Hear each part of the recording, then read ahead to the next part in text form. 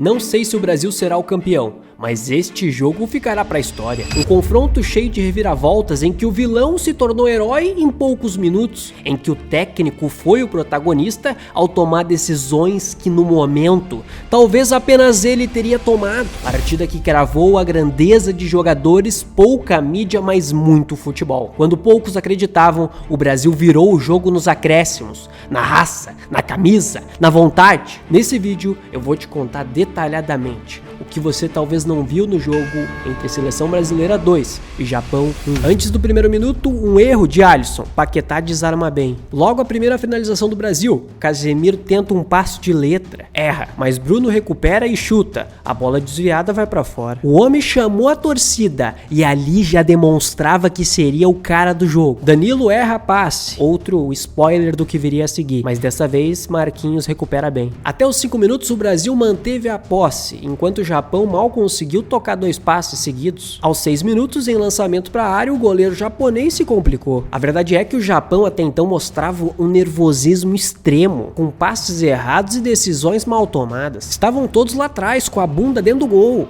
enquanto o Brasil continuava com a posse de bola. Até que aos 9 a nossa seleção chega com perigo, mas a finalização acaba ficando na cara do Paquetá. Em seguida, Japão chega com o cruzamento. Marquinhos tira de cabeça. Meu irmão, nesse momento eu já tava cagado. Aos 11, mais uma chegada forte no Vinícius nessa Copa. O juiz deu cartão amarelo. Podia pintar um vermelho aí? Talvez, mas o critério que está sendo usado nessa competição é esse, a verdade é essa. Logo, baita bola do Bruno para Matheus Cunha, que chutou fraco, mas no canto. Suzuki fez a defesa. Mas aos 14 o Japão volta a aparecer. Casemiro faz a falta e toma cartão.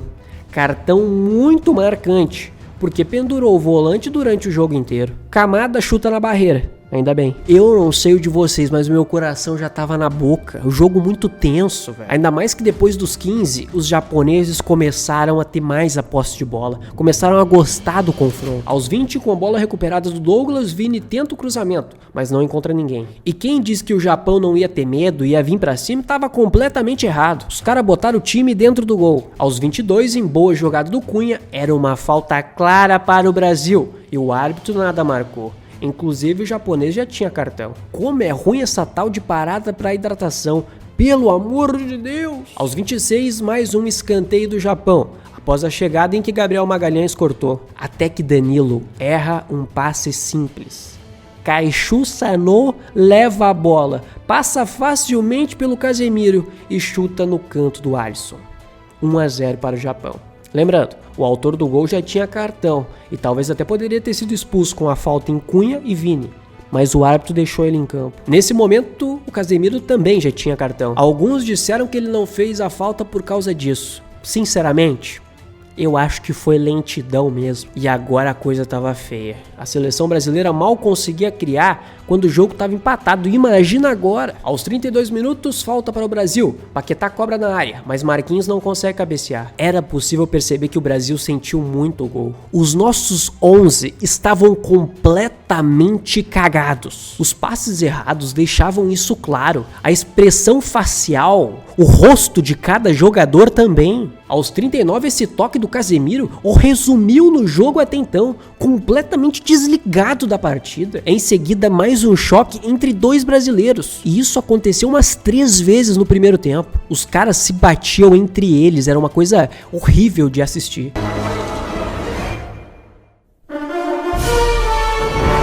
Aos 43, mais um erro de passe do Casemiro. Não tirá-lo no intervalo seria um erro gigantesco do Ancelotti. Logo, Danilo perde mais uma. Eu não vou mentir, eu confiei no lateral. Eu achei que, pela sua experiência, ele daria conta do recado. Mas eu estava completamente enganado. E lembra que eu falei que o primeiro tempo contra a Escócia tinha sido o melhor da era Ancelotti? Pois é, desta vez foi o contrário, desta vez foi o pior, ninguém se salvou. Os 11 foram mal, ou pior, pouco apareceram no jogo. Foi horrível. Talvez se a gente for bonzinho, o único que jogou um pouquinho mais, assim, que se salvou, foi o Bruno Guimarães. Enquanto isso, os japoneses jogaram no nosso erro. O problema é que a gente errava sempre. E o problema não era a falta de técnica, era só olhar no rosto dos jogadores vestidos de amarelo. Estavam completamente assustados, nervosos e com medo. O meio-campo não funcionou. Casemiro fez o pior tempo de sua vida, inclusive mais um para sua coleção nessa Copa. Entre 1.248 jogadores convocados para essa competição, Casemiro até então era um dos piores. O volante conseguiu essa proeza. A nossa sorte é que o tal do futebol é uma verdadeira montanha russa. Em uma hora você tá lá embaixo, em outro momento você tá lá em cima. Por isso este esporte é incomparável. Dito isso, Vini e Ryan pouco apareceram na primeira etapa, mas a bola também mal chegou neles. No intervalo, eu teria tirado Ryan e Casemiro e colocado Danilo e Luiz Henrique. A sorte é que eu não sou treinador, e sim este senhor que é um dos maiores da história desse esporte. Ancelotti tirou apenas o Paquetá e colocou o Endrick. E outra, só porque o Paquetá sentiu. Senão, ele não tinha tirado ninguém, bizarro. Honestamente, eu não vou mentir. Depois desse intervalo, após o italiano não ter feito outras substituições, eu não acreditava mais. Mas antes de eu te falar o segundo tempo, eu quero me apresentar. Meu nome é Neto e você está no meu canal. E vou postar esse tipo de vídeo após todos os jogos do Brasil nessa competição. E tá dando sorte, hein? Espero que você goste. Então, se inscreve aí pra não perder mais. Tamo junto. A segunda etapa mal começou e o Endrick já mostrou seu poderio. Vini acabou errando o cruzamento. Aos 47, o japonês vem fazendo fila e é derrubado por Danilo, que levou o amarelo. Logo, o Endrick erra um passe que poderia ser perigoso. Aos 50, Bruno ganha na massa. Tenta tocar para o Vini, mas o cruzamento acaba sendo cortado. Em jogada com Vini, Danilo cruza na cabeça do Bruno Guimarães, mas Suzuki fez a defesa. Talvez a melhor jogada do Brasil no jogo até então. Mas lance importante que mostrou que a seleção brasileira não estava morta e estava pronta para finalmente entrar em campo. Em seguida, Vini cruza. Endrick acaba vacilando na finalização. Aos 53, Ryan faz o lançamento. Douglas Santos ajeita para dentro da área. Casemiro cabeceia, mas o japonês tira com o corpo. Chance inacreditável. Logo na mesma jogada teve contra-ataque para o Japão, que chegaram com perigo. Lance que prometia ser o resumo do que seria o jogo a partir de então. Até que o Gabriel Magalhães recebe do Vini. Faz um lançamento perfeito para Casemiro, que cabeceia e empata o jogo para o Brasil. Finalmente a bola entrou 1-1. Como é importante você ter um dos melhores zagueiros do mundo no seu elenco. Antes de receber a bola, Gabriel Magalhães dá uma olhadinha para a área e consegue acertar na cabeça do Casemiro. E vamos ser sinceros, ponto para Ancelotti. Qualquer ser humano que entenda minimamente de futebol, no lugar do técnico do Brasil, teria tirado o Casemiro no intervalo. Ancelotti não tirou. E ele foi o autor do gol do empate. E aos 57 o volante erra o passe, mas já desarma a bola. E na mesma jogada sobrou pro Vini, que foi pra cima, rabiscou e Suzuki fez uma defesa milagrosa. Seria um gol Puskás de Vinícius. Não tem jeito, o volante mostrou que queria deixar de ser o vilão da partida e se tornar o verdadeiro herói. Aos 61, Alisson fez algo certo no jogo finalmente. Saiu bem para recuperar a posse. Ryan arrasta a marcação, mas acaba perdendo na passada. A verdade é que até aquela minutagem, o guri não fazia um bom jogo, diferente do que foi contra a Escócia.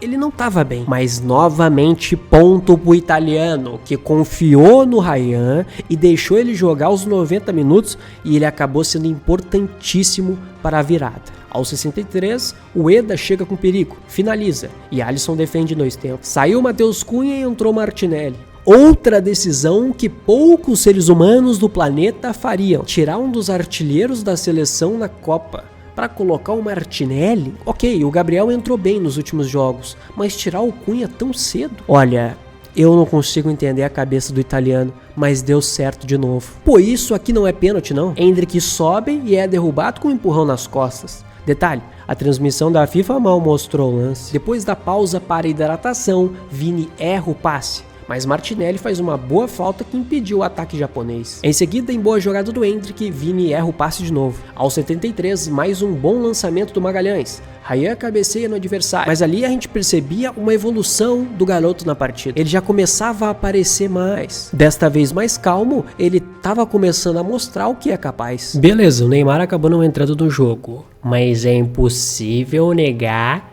que depois dessa conversa que ele teve com o Ryan no intervalo, O garoto melhorou demais, 100%. O que me deixou bolado, para não dizer outra palavra, foi os escanteios cobrados pelo Brasil. Meu Deus do céu, cara. Sabe que o Japão não é bom de bola aérea, aí não conseguia botar a bola no ar? O Bruno não estava conseguindo efetuar as cobranças da maneira correta. Desta vez o contrário, o camisa 7 faz um bom passe para o Endrick, mas o menino acaba errando. Em cruzamento do Douglas, a bola sobra para Martinelli, que bate mal. Uma observação que, na minha opinião, o Endrick não fez uma boa partida. Errou muitos domínios e passes bobos. Com certeza perdeu espaço na fila para os próximos confrontos. Aos 83, Danilo avança, sofre a falta. Raya cobra, mas o zagueiro tira bem. Em seguida, Martinelli pula para cabecear e acaba recebendo uma abraçada do japonês. Vamos ser sinceros, nem se eles nascessem de novo, dariam esse pênalti. Brasil chega com perigo após o cruzamento. A bola sobra para o Vini, que chuta desviado. Mais um escanteio, enquanto Vinícius chama a torcida brasileira que lotou o estádio. Em seguida, ataque do Japão, mas Marquinhos aparece para interceptar. Meu irmão, nesse momento aí eu mal consegui assistir o jogo, já tava me tremendo já, velho. Dito isso, imagina se o Japão faz um gol aí. Isso significaria que o Neymar simplesmente não jogaria, porque o Ancelotti disse que deixou o Neymar para entrar na prorrogação. E se o Japão faz um gol no final, significaria que ele não jogaria após o Brasil ser eliminado. Imagina a pressão que o italiano iria sofrer. A última, você conhece a torcida brasileira, porque o sim para o Endrick e o não para o Neymar? Estava esperando o Neymar na prórroga. Falei com ele, se não vamos a empatar o jogo, entrava minuto 60, minuto 65. Hemos empatado o jogo, não queria mudar a estrutura porque a equipe tinha controle do jogo. Até que o Bruno Guimarães recuperou a bola para o Brasil. Em seguida, em boa troca de passes, a bola chega no ataque. Endrick perde, mas Ryan, um trator fisicamente, recupera. Toca no Bruno Guimarães, que acha um belo passe para Gabriel Martinelli, que tira do goleiro japonês e marca o gol da virada.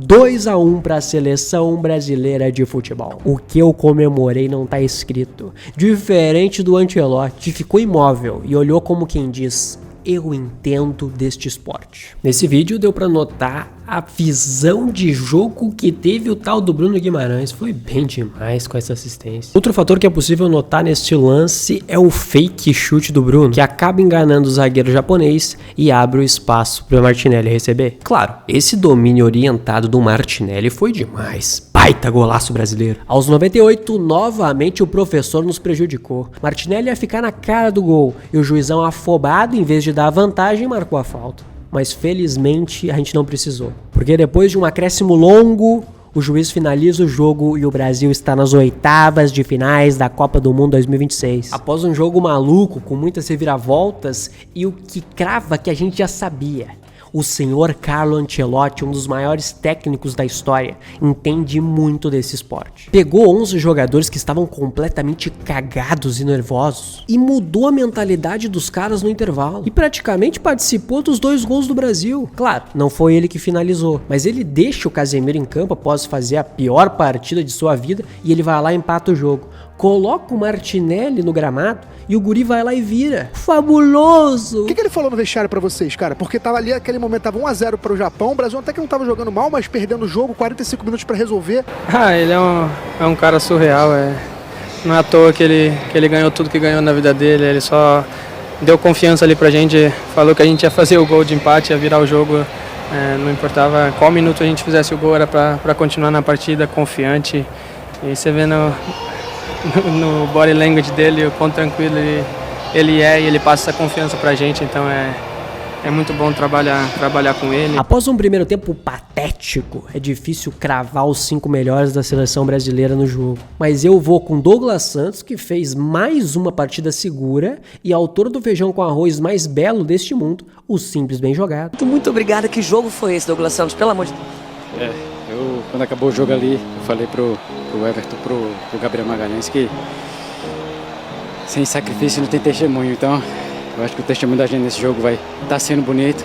Então, que a gente possa cada vez mais confiar no trabalho que está vendo sendo bem feito, porque coisas grandes ainda estão por vir. Em quarto, Gabriel Magalhães, que também fez uma partida equilibrada e ainda por cima deu uma bela assistência. Em terceiro, Ryan, que fez uma reviravolta durante o jogo, fez uma boa reta final e foi importantíssimo no gol da virada. Logo, Martinelli, que entrou muitíssimo bem e foi o autor do gol. E aí, em primeiro, Bruno Guimarães, que além de ser um dos melhores do Brasil, é o melhor volante da Copa. O único desvio na competição foi os primeiros tempos contra Marrocos e Japão, mas mesmo assim, mesmo que ele não tenha feito 2 grandes etapas nesse jogo, ele foi um dos melhores do Brasil. Tá jogando demais, são 4 assistências na conta dele. A virada de hoje passou muito pelos seus pés e pelo seu mental. Honestamente, eu vou falar baixinho, o resultado emocionante dessa forma que foi, talvez foi mais importante do que se o Brasil tivesse simplesmente metido uma goleada no Japão. Porque aí entrar de salto alto no próximo jogo, que pode ser contra a Costa do Marfim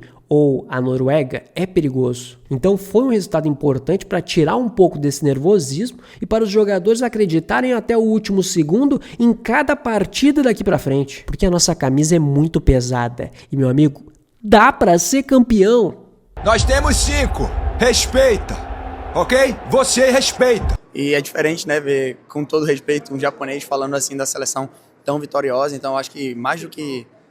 se eu não me engano, foi que ele não conhece muito os jogadores do Brasil e que o Brasil já não é a seleção que foi um dia. Então, eu acho que, brasileiro fala brasileiro, a gente até aceita, mas o pessoal de fora, acho que a gente se fecha contra qualquer um. Então, é mais pela o que é essa camisa, por quem vestiu essa camisa e, portanto, que a gente passou para estar vestindo. Eu acho que esse respeito assim foi legal. Você acredita no Hexa? Nesse vídeo eu te conto 6 motivos para acreditar no 6º título de Copa do Mundo do Brasil. Para assistir, é só clicar aqui.